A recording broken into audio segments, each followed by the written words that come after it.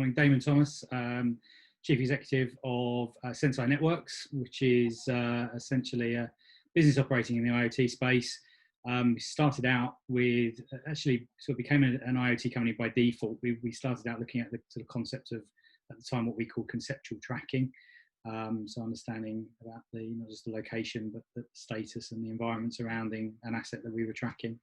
And that sort of by virtue has taken us into the path of IoT. And effectively we've, after developing a number of pilot and trial applications on behalf of clients, we found that there was a sort of commonality between the solutions we were developing. So I guess we use this common analogy with the sort of the world of IoT, that it's a bit like a world in which all the components of a car have been created, but nobody's yet figured out how to assemble them and to create the motor car. So you've got individual components that have all got some benefit in their own right, a wheel and a combustion engine and fuel and things that can all be used for something. But it's only when you assemble all of those components into a single strategic sort of cognizant solution that you actually get the true benefit, which in the case of the motor car is a motorized transport. And that is not just an incremental benefit. It's that's where you get that disruptive change that has a real impact on people's lives. And it's bigger than the sum of its component parts. And what we sort of have seen and still do see to I think in the majority of cases today, is that most IoT solutions require assembly. And there's this common used word of an IoT platform. As I think McKinsey, the research people, said quite succinctly, in most cases, platform means nothing more than more assembly required. And that's really where IoT is at the moment. If you want to build an IoT solution, not just use IoT components, but actually build a real solution that's going to deliver disruptive benefit, then that is a complex process. It's like assembling a car. And if you're going to go and do that yourself, it's timely, it's costly, there's a lot of risk inherent with it, and you can make a lot of mistakes along the way. And you're learning as you go. And what we found by assembling a number of individual solutions for clients that was that there was this commonality. And so really what SENSEi's done is effectively built an IoT ecosystem as a framework that is essentially like the car that's already built, and then you just choose the modules that you require so that we can provide an out-of-the-box IoT solution. So it's more about configuring the platform for an individual use case, where you end up with a highly bespoke application, but built on an ecosystem framework. So yeah, I think that's essentially a summary of what we are and where we've come from. Nice. And you're not the only one to use the car analogy, and I really like it, because it's how, if I want to go on a journey, how relevant is an engine to me or a tire? I need to have something that's more useful. Yeah, absolutely.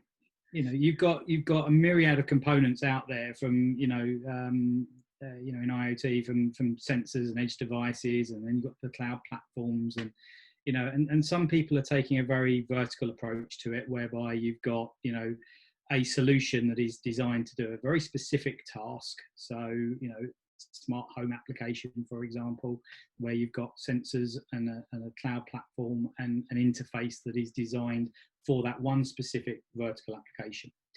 And in a domestic world or consumer world, that's perfectly okay. When you come into the enterprise world, again, you're seeing solutions focused around facilities management or a variety of different vertical type solutions, but they're very, very specific. Or you see it the other way around, that people are taking a more generic approach to it. So they manufacture a sensor that does something, and then you've got a cloud platform that you can use for the sort of cloud processing piece. But then you're into the realms of then having to build your own analytics modules and your own sort of interfaces to it. And I guess what we've tried to do is take an approach which is one that is, we're very much focused on sort of enterprise IoT. We've developed it as a platform.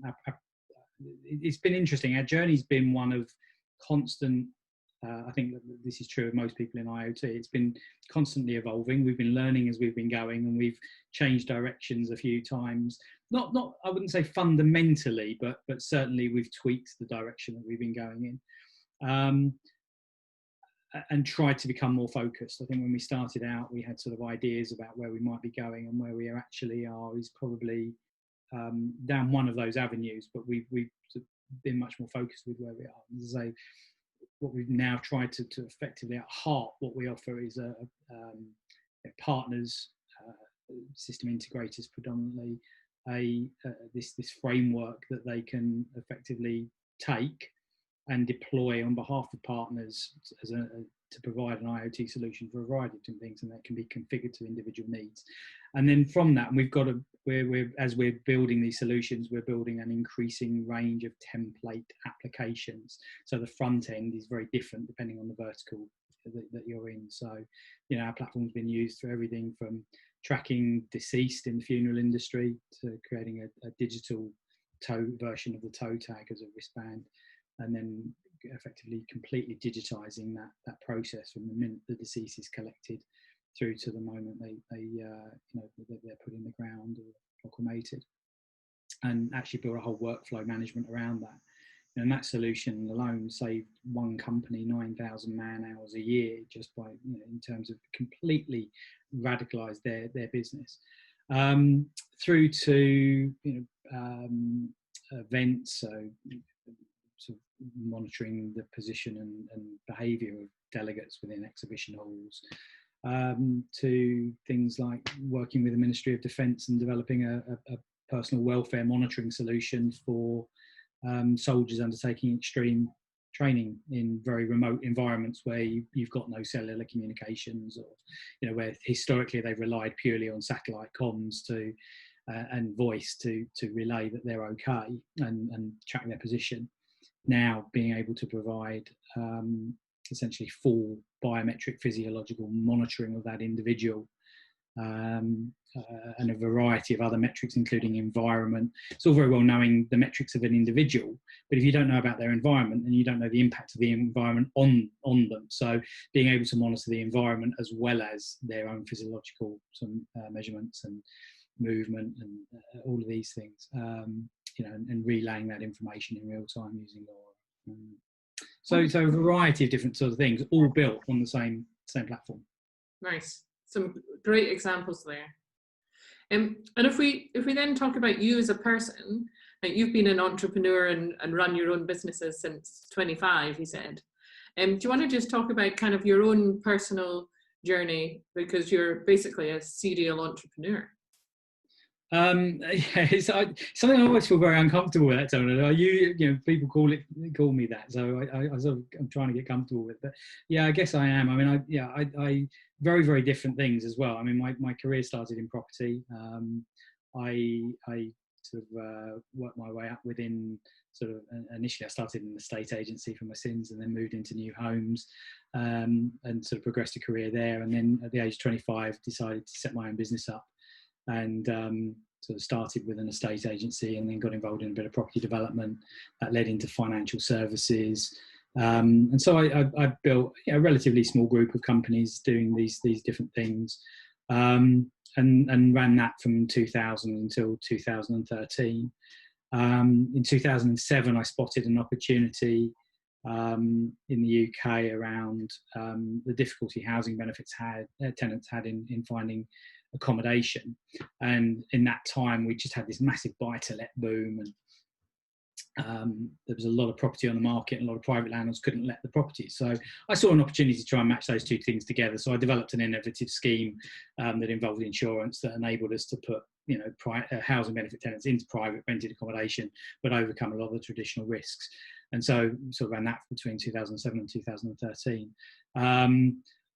That business was very successful to begin with, but then there was a big change around the regulations and things, and so we exited that in 2013. And at the same time, I was approached with an attractive offer to sell the other business, and so I exited both of those, and had a bit of time off, and started to think about what I wanted to do. And what I realised was I really like building businesses from sort of scratch, coming up with an innovative idea. The property business wasn't so much innovative, but we tried to be innovative in the way that we did things.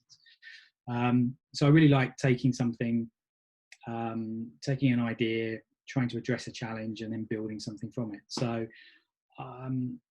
during that period of time, while I was having some time off, I met a guy who had just sort of started out as a one-man band, doing liquid nitrogen ice cream. And I loved the concept. I'm a bit of a foodie, and I love the theatre of it, and I love the quality of it.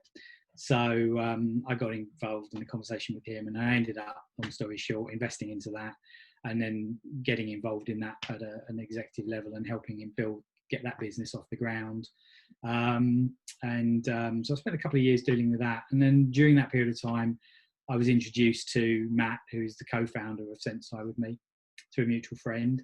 Matt's a serial technologist. He's been at the sort of forefront of technology development for probably 30 years. Developed one of the black box telematic solutions that's very widely used in the insurance industry these days. And he sort of started to look at how he could apply those sort of telematics type solutions that were being used for tracking driving behaviour in other ways, and how we could start to apply it to tracking people, but overcoming the limitations of the power consumption of GPS and all these things. And so we started out, he sort of outlaid an idea, and it was really, at the start, we started with Bluetooth technologies and more sort of three-dimensional tracking in internal environments, and that's how we started. But we had this concept for wider area, applying this to wider area things. And so we started to get involved in conversations with the likes of BT, Virgin Media, and really saw an opportunity to build something from there. And so that was kind of the start of this. And so all of a sudden I found myself in technology, and really became excited about where we could take that. So yeah, kind of potted history of me. And SENSEi was born. Okay, and then if I ask us to kind of take a step back, then, so that was a great introduction to kind of you and what you're doing. If we take a step back then and just ask you kind of more high level kind of questions. You talked a little bit about the car analogy there, but if I ask you what IoT means to you, how would you answer that question? IoT means different things to everybody, I guess. So for me, I think IoT at the most basic level means, essentially, if you're explaining it to someone, connecting everyday objects to the internet. And that's effectively as far as the definition goes for a lot of people. It's connecting something to the internet. But the reality is a connected device is not inherently more useful than an unconnected device unless you can do something with that. So for me, IoT is that complete ecosystem.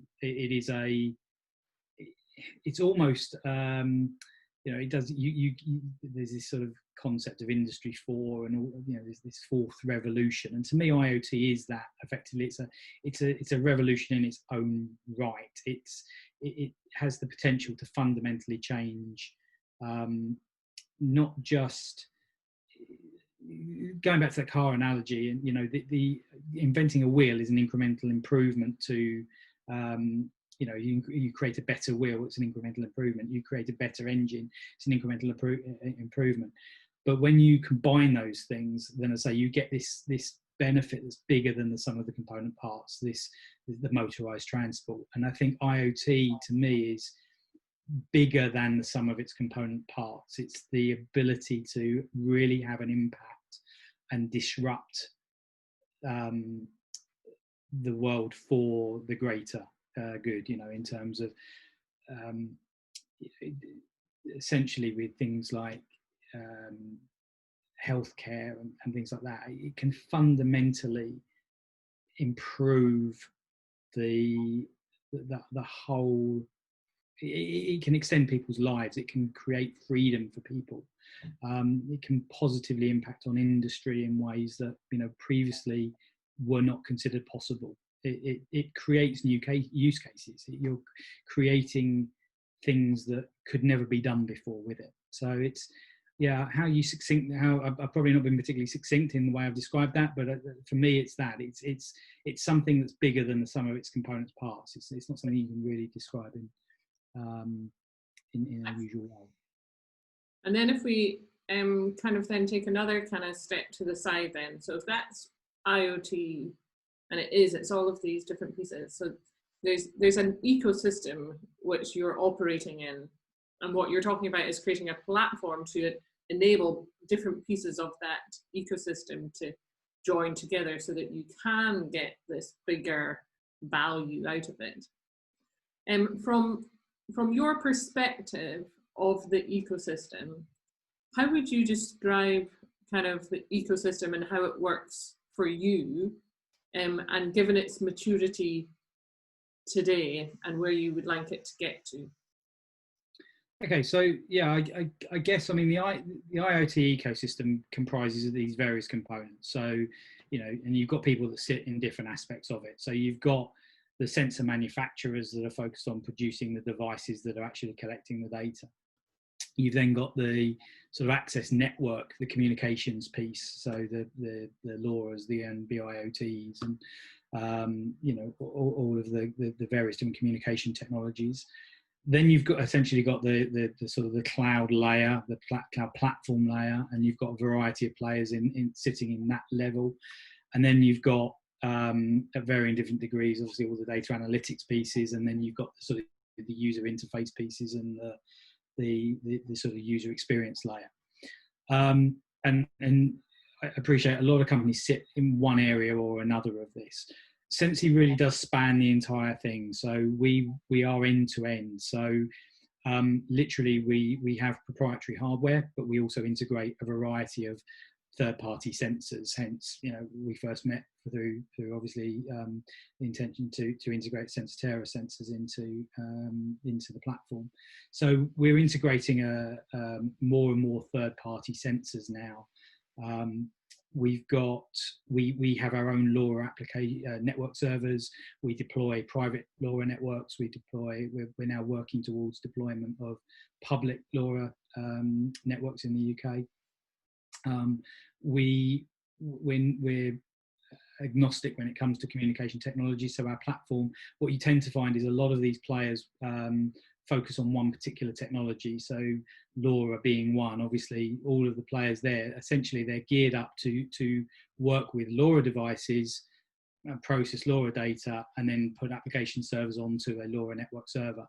Our platform, essentially, LoRa is just one of those inputs. So we have, and we create, when I mentioned proprietary devices, we've got one of our proprietary devices is what we call a smart hub, which is essentially a Bluetooth to LoRa bridge.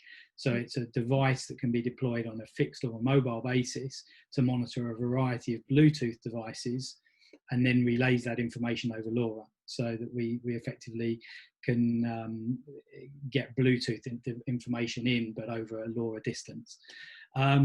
So we're agnostic when it comes to hardware, agnostic when it comes to communication networks, and essentially we can bolt anything on. And we've just been asked to look at something with, you know, a completely new technology, and the platform is designed in such a way that it's modular. We can just bolt on a new communication network.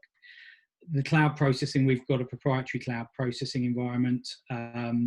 And we do a variety of data analytics, but then obviously we've got APIs out to third-party systems for that as well. And then we've got at the interface level, we've got what we call Context, which is a software application, which is in generic form, enables you to run a variety of different functionality, from alert and monitoring to track and response to monitoring personal welfare, through to then data, sort of customer engagement and data advertising, so the beacon type stuff. So that's all available through that Context platform. And then that interface, we've then got templates of that for specific vertical markets. So it's very customized to those vertical markets. So we really do sit across that entire ecosystem. And so we call our platform an IoT ecosystem. That's it. And so we can offer it. In terms of in terms of the wider ecosystem, we kind of sort of see ourselves bridging across the whole thing. And I think ultimately, in order to get more benefit from the market, or sorry, more benefit from IoT, that's what's going to be needed. If you were going to go out and if you said, right, okay, I want to go and buy a car, but I've got to buy all the components and build it myself, the rate of adoption is going to be slower than being able to walk into a garage and say, I'll have that car there, but I want it in green and I want leather, and being able to select it. And I think that's essentially what we are. And I fully expect the market will, more and more companies like us will come about. We're starting to see them. We were quite unique. We've been around 5 years. And I think we've been very unique in that space for a period of time, but we're starting to see more companies fit into that now. Okay, great. And then you're also, what I would call it, at the cold face of IoT, where most of your customers are outside the ecosystem, and they are people then adopting IoT for the first time. And a couple of the examples you used earlier were great examples of people just saying, I want to revolutionize my way of working, or completely change my processes, or have data that allow me to redesign my own business. What advice do you have for those companies that come to you saying, I want to do something with IoT, or, what's your advice for them as they start on their journey with IoT for the first time? So we're sort of slowly moving our model. So I'll answer this in a slightly longer-winded way, but I mean, essentially, to start with, we've taken a very consultative approach to everything. So what we actually look at is, what is it you want to achieve? Ultimately, what is the game plan? So with the funeral industry as an example, it's a very traditional industry, very paper intensive. Most funeral directors don't even have a computer in their business. The company we work with were a bit more forward thinking, so they did. But even so, if you look at a funeral management system, it's like an Access database from the 1980s. So not particularly advanced. And they basically came to us with the objective of, we want to cut paperwork out of our business. It's too prone to error, it's too time consuming, we end up moving pieces of paper all around the place, we want to get rid of it. So there's a very clear objective there. And similarly with all of the projects we've looked at, it really starts with that consultative approach rather than prescriptive approach. So we found that with IoT, one size does not fit all. Everybody has their own particular use cases, and that's why I think the rate of adoption has been slow, because you do need bespoke solutions. And therefore, for most people starting out, you are having to go and assemble a team. And because it does involve different technologies at different layers of that technology stack, you're invariably dealing with different companies in that process. And so then you've got that project management and integration piece over the top of it, which makes it incredibly complex, time consuming and costly. So what we, from our perspective, but starting on a consulting basis with a client, we could understand that and we would build something very bespoke. But then, as I say, now what we've done is we've evolved the model towards the platform. So what we're now trying to do is, rather than work with customers directly, we're working with system integrators, the likes of, the big players like BT, Virgin Media, and essentially saying to them, well, look, these are the use cases. This is how the platform can be used. What are the challenges your clients are, what are the clients' the challenges? What are you trying to do? Because most of their sales guys know that, they've got a customer that has got a challenge in this particular area, and they just don't know how to fix it. And they don't necessarily think IoT. This was the other thing we found is, when they've got a challenge, they're not thinking, well, IoT will fix that, because their understanding of IoT is maybe slightly amiss. So it's really just saying, it's almost abandoning the IoT conversation and just saying, what are your challenges? And invariably then we can present back how we can help them address those challenges. And what we're now trying to do is educate the system integrators into engaging in those conversations, because I think a lot of system integrators are also value-added resellers, and essentially, the days of selling lots of boxes and things like that is going to come to an end. And most of these guys are starting to say, well, actually, how can we start to evolve our business? And they're not used to necessarily the more consultative approach to things. It's more a prescriptive, we'll sell you this because it does, there's X, Y, and Z.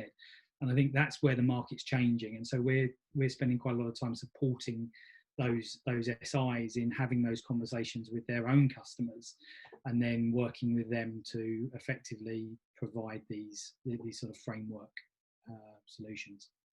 Nice. And then if I kind of say, okay, well, so you know, you're then saying that's a great way to get started. You know, don't think IoT, think actually about problems, and then find the right solution for you. So if I then ask you another question, something which is then more kind of talking to you as Damon the person, but also as a serial entrepreneur and CEO of your own business, what does success mean to you? Well, as a person, success to me is a lot more than just, you know, about building a business. To me, I love the challenge of building business because I love building the businesses because I love the challenge and I love the journey more than I love what you get from that at the end of it.